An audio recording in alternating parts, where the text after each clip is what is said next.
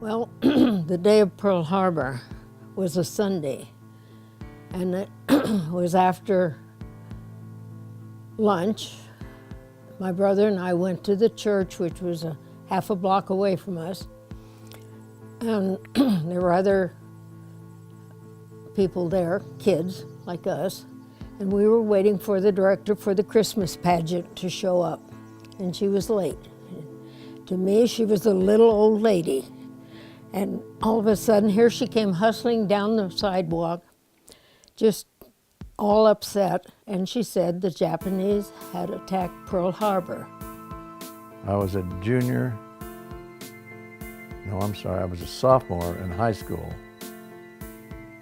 And we were sitting one Sunday, we were sitting in front of the radio, listening to the news, and all of a sudden the flash came on that Pearl Harbor had been bombed. Well, to me, that meant nothing because I didn't know what Pearl Harbor was. But we soon found out. I don't even remember if we practiced the pageant that day. Later on the week, and that, of course, that day, it was described, pretty precisely what happened. Then on Monday, I went to school, and I had a man, Mr. Bond, was my 7th grade teacher, and he brought a radio to the classroom, and we sat and listened to President Roosevelt's speech declaring war. I didn't realize the magnitude of war at that time. We had not been in my time, hadn't been in any kind of a conflict of that nature. The principal was a man, also Mr. Hulse. And that summer, they both went into the service. Mr. Bond went into the Seabees, and Mr. Hulse went into the Air Force. So the war really touched home for us. All of a sudden, you want to go in the Navy or go in the service right now. It wasn't a matter of if you were going to get in the service, it was a matter of when. During those years of the war, we had ration books, which would be a strange thing to the young people today.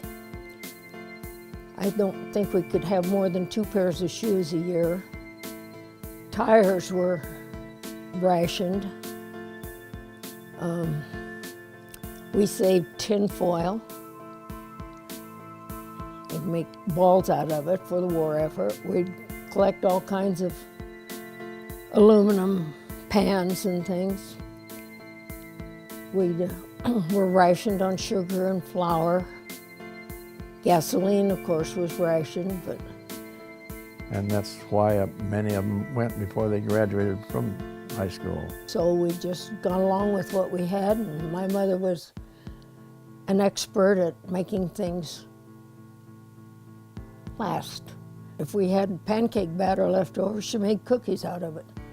So nothing went to waste at our house. We fought it to win it, and that's the only way you can, if you're going to get into a war, you better not go in with your tail between your legs. Do it, get out, and go on to something else. One day I went out with one of our teachers,